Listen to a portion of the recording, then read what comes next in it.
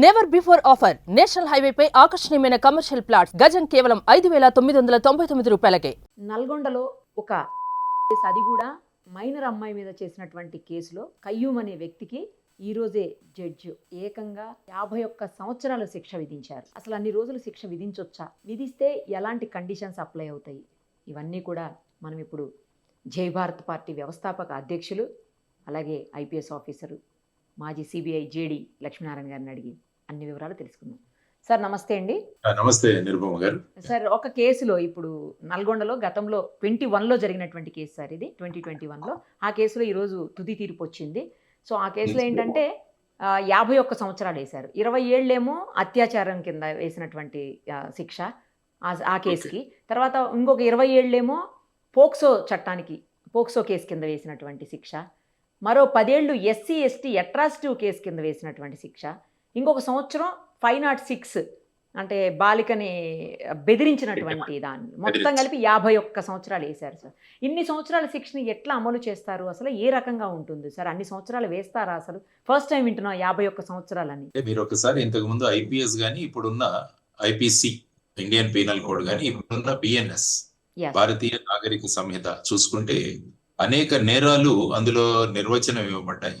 ఆ నేరాలకు శిక్ష ఎంత అన్నవి కూడా అందులో నిర్వచించారు. కాబట్టి ఒక నేరం చేసినప్పుడు అది ఒక నేరమే కాదు, 3-4 నేరాలు ఉంటాయి. ఫర్ ఎగ్జాంపుల్ మీరు నల్గొండలో చెప్పిన కేసులో ఫర్ ఎగ్జాంపుల్ పోక్సో కేసు కింద కావచ్చు, తర్వాత అత్యాచారం కేసు కావచ్చు, ఆ తర్వాత వచ్చేసి వాళ్ళ బెదిరించడము, తర్వాత ఎస్సీ ఎస్టీ. ఈ ప్రతి ఒక్క అఫెన్స్ కూడా డిస్టింక్ట్ అఫెన్స్, వేరు యొక్క నేరాలు. ప్రతి నేరానికి శిక్ష ఉంటుంది. అందువల్ల మీరు అంటున్న కేసులో జడ్జిమెంట్ లో ఏం చేస్తారంటే వారి మీద ఏ ఏ నేరాలు ప్రూవ్ అయ్యాయి, ఆ నేరాల కింద ఎంత శిక్ష మేము విధిస్తున్నామో అంటారు. ఒక్కొక్క నేరానికి శిక్ష ఉంటుంది. ఆ తర్వాత ఏం రాస్తారంటే జడ్జిమెంట్ కింద ఈ శిక్షలన్నీ కలిపి అనుభవించాలి అంటారు, అంటే వారి మీద విధించాలి అంటారు. అంటే ఏమవుతుందంటే మీరు అన్నట్టు ఒకదానికి 20 సంవత్సరాలు, ఇంకో దానికి 20 సంవత్సరాలు, ఇంకో దానికి 11 సంవత్సరాలు, ఇలా మొత్తం 51 అన్నారు మీరు. 51 అందులో ఏమవుతుందంటే మాక్సిమం 20 సంవత్సరాలు అనుకోండి ఫర్ ఎగ్జాంపుల్. సో అప్పుడు ఏమవుతుందంటే ఈ 20 సంవత్సరాల్లో మిగతా శిక్షలన్నీ కూడా కలిసిపోతాయి. మాక్సిమం విధించింది 20 సంవత్సరాలు అనుకోవచ్చు. అదే గనుక జడ్జిమెంట్ లో ఈ శిక్షలు ఒకదాని తర్వాత ఒకటి అతని మీద విధించాలి అని చెప్పారు. ఈ 10 సంవత్సరాలు జరిగిన తర్వాత మిగతా నేరానికి ఇంకో 10 సంవత్సరాలు, ఆ తర్వాత 15 సంవత్సరాలు, ఈ విధంగా చేసుకుంటూ పోతుంటే అది 51 సంవత్సరాలు అవుతుంది. ఎందుకంటే మన చట్టంలో లైఫ్ ఇంప్రిజన్మెంట్ కూడా ఉంటుంది. లైఫ్ అంటే జీవితాంతం శిక్ష అనుభవించాలి అన్నది. ఇంతకు ముందు ఎలా ఉండేదంటే లైఫ్ ఇంప్రిజన్మెంట్ అంటే 14 సంవత్సరాలు, 14 ఏళ్ళు ఉంటుంది కదా. కానీ ఇప్పుడు ఏంటంటే ప్రధానంగా life imprisonment means till his last day of life. ఆ విధంగా చట్టంలో ప్రత్యేకంగా ఉల్లేఖిస్తారు. అంటే ఈ మనిషి చివరిగా ఇక చనిపోయే వరకు ఇతను యావజ్జీవ కారాగార శిక్ష, అంటే జీవితాంతం కారాగార శిక్ష వహించాల్సిందే అన్నది కొత్త మార్పులు వచ్చాయి. చూసుకుంటే అమెరికాలో ఇలాంటి కొన్ని ఈ చీటింగ్ కేసెస్ వీటన్నిటిలో కూడా 200 సంవత్సరాల శిక్ష, 300 సంవత్సరాల శిక్ష అని మనం వింటూ ఉంటాం. అంటే కానీ 200-300 ఏళ్ళు ఎలా అని నాకు ఎప్పుడు డౌట్ ఉండేది. అంటే ఏమవుతుందంటే ఆ శిక్షలన్నీ విధించిన వాటిని అన్నింటినీ కలిపితే ఒక్కొక్క నేరానికి శిక్ష అన్ని కలిపితే అంత అవుతుంది. అక్కడ కూడా సాధారణంగా ఏంటంటే కన్సిక్యూటివ్ గా అంటే ఒకదాని తర్వాత ఒకటి, అంటే ఇక మనిషి చనిపోయే వరకు జైల్లోనే ఉండాలన్నది మనకు అవుతుంది. సో ఇటువంటి పరిస్థితుల్లో శిక్ష విధించడానికి కోర్టులకు అధికారం ఉంది. ఆ తర్వాత కంకరెంటా కన్సిక్యూటివా అన్నది కూడా ఆలోచించాలి. సో ఆ విధంగా వారు ఎవరైతే ఎందుకంటే ఇటువంటి శిక్షల వల్ల సమాజం మీద ప్రభావం ఉంటుంది. అంటే మనం ఏమైనా చేస్తే ఇన్ని సంవత్సరాల శిక్ష పడుతుంది అని భయం ఉంటుంది. ఎవరైతే గోడ మీద కూర్చొని ఉంటారు కదా ఏమవుతుందో చూద్దామన్న వాళ్ళ మనసుల్లో భయం పుడుతుంది.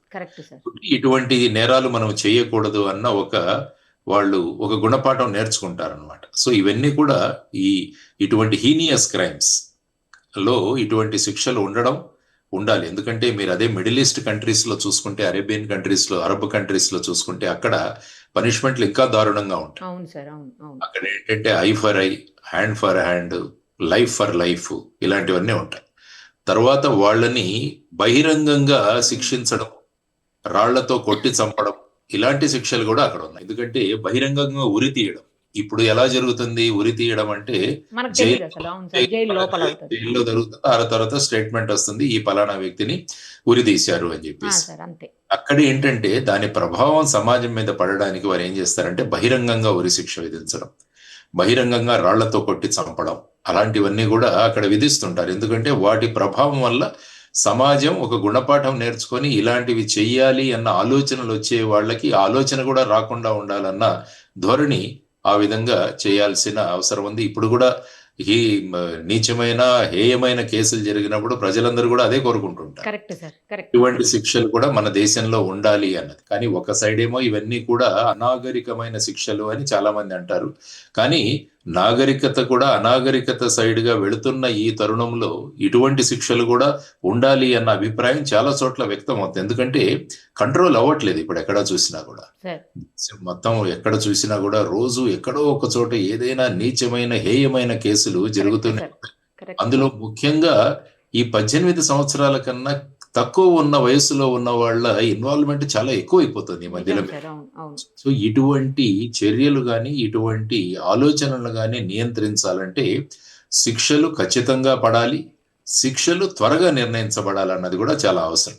అంటే కేసు జరిగిన తర్వాత 10 సంవత్సరాల తర్వాత 15 సంవత్సరాల తర్వాత విధించడం వల్ల దానివల్ల ప్రభావం ఏమీ ఉండదు.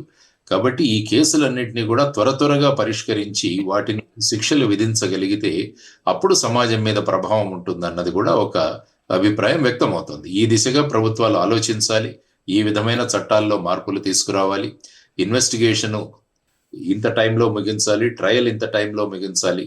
మీరు చూసుకుంటే ఆంధ్రప్రదేశ్ లో గత ప్రభుత్వంలో దిశ అనే చట్టం తీసుకొచ్చారు, కానీ దానికి కూడా దానికి ఆమోద ముద్ర దొరకలేదు. అందులో ఏంటంటే 14 రోజుల్లో ఇన్వెస్టిగేషన్ అవ్వాలి అనుకుంటాను, 7 రోజుల్లో ట్రయల్ ముగించాలి, మొత్తం 21 రోజుల్లో కంప్లీట్ అవ్వాలి అన్నది ఆ చట్టం యొక్క వెనకాల ఉన్న ఇంపార్టెంట్. అది ఎలా జరుగుతుంది ఏం జరుగుతుంది అన్నది తర్వాత పెట్టినా కూడా ఒక రకమైన భయం. 21 రోజుల్లో కేసు పరిష్కారం అయిపోతుంది, శిక్ష పడుతుంది అంటే అది ఒక భయంని సృష్టిస్తుంది ఈ విధమైన. సో దాని గురించి ఆలోచించాలి. ఆ విధంగా కోర్టుల సంఖ్యలు పెరగాలి, తరువాత త్వరగా న్యాయ పరిష్కారం, ఇన్వెస్టిగేషన్ కూడా త్వరగా, తర్వాత ఫోరెన్సిక్ ల్యాబ్స్ ఏవైతే ఉన్నాయో అవి కూడా త్వరగా వాటి రిపోర్ట్స్ ఇవ్వడము, ఇవన్నీ కూడా చేయగలిగితే ఆ రకమైన justice delayed is justice denied అంట. జస్టిస్ డిలే అవుతే ఆ న్యాయం జరగదు అని. తర్వాత justice hurried also justice is buried అంటారు, అది కూడా కొంత మాట్లాడుతుంటారు కొంతమంది. అంటే త్వరగా జరిగినా కూడా అందులో అది కూడా ఒకవేళ న్యాయాన్ని కప్పిపుస్తుందేమో అన్నది కూడా ఒక అభిప్రాయం. అందువల్ల ఒక రీజనబుల్ పీరియడ్ లో వీలైనంత త్వరగా మనం చేయగలిగితే అది ఖచ్చితంగా ఉంటుంది అన్నది అభిప్రాయం. ఎందుకంటే సమాజాన్ని మంచి దిశగా తీసుకువెళ్లే బాధ్యత అందరి మీద ఉంది. సో ఆ విధంగా ప్రభుత్వాలు కూడా క్రమక్రమంగా మార్పులు చేస్తూ, ఇప్పుడు ఫర్ ఎగ్జాంపుల్ ఇంతకు ముందు ఒక కేసు ఛార్జ్ షీట్ వేసిన తర్వాత ఛార్జెస్ ఎప్పుడో ఫ్రేమ్ అవుతుండే కొన్ని సంవత్సరాల తర్వాత, కానీ ప్రస్తుతం బిఎన్ఎస్ఎస్ లో చూసుకుంటే వాటిలో 60 రోజుల లోపల ఛార్జెస్ ఫ్రేమ్ అవ్వాలని అమెండ్మెంట్ వచ్చింది. అంటే ఛార్జ్ షీట్ ఫైల్ అయిన తర్వాత 60 రోజుల్లో ఛార్జెస్ ఫ్రేమ్ అయి ట్రయల్ మొదలవ్వాలి. అప్పుడు ఏమవుతుందంటే అది త్వరగా పరిష్కరించుకోవాలి. కానీ దీనికి కావలసినన్ని కోర్టులు ఉన్నాయా, తర్వాత అడ్జస్ట్మెంట్స్ లేకుండా చేయాలన్న కూడా తెచ్చిన అమెండ్మెంట్. సో ఇవన్నీ కూడా ప్రాక్టికల్ గా ఎలా జరుగుతాయన్నది కూడా చూడాలి. మన ఇన్ఫ్రాస్ట్రక్చర్ పెరగాలి, నెంబర్ ఆఫ్ కోర్ట్స్ పెరగాలి. సో ఇవన్నీ చేసుకుంటూ వెళితే సమాజాన్ని నేరరహితమైన సమాజంగా తయారు చేయాల్సిన అవసరం ఎంతైనా ఉందని మనం, అంటే ఒక నేరం జరిగిన తర్వాత పట్టుకొని శిక్షించడం ఒకటైతే, ఆ నేరమే జరగకుండా చేయడం అన్నది అది గొప్ప విజయం అవుతుంది. ఆ విధంగా మనం ఆలోచించాలన్నది నా అభిప్రాయం. Right sir, perfect sir.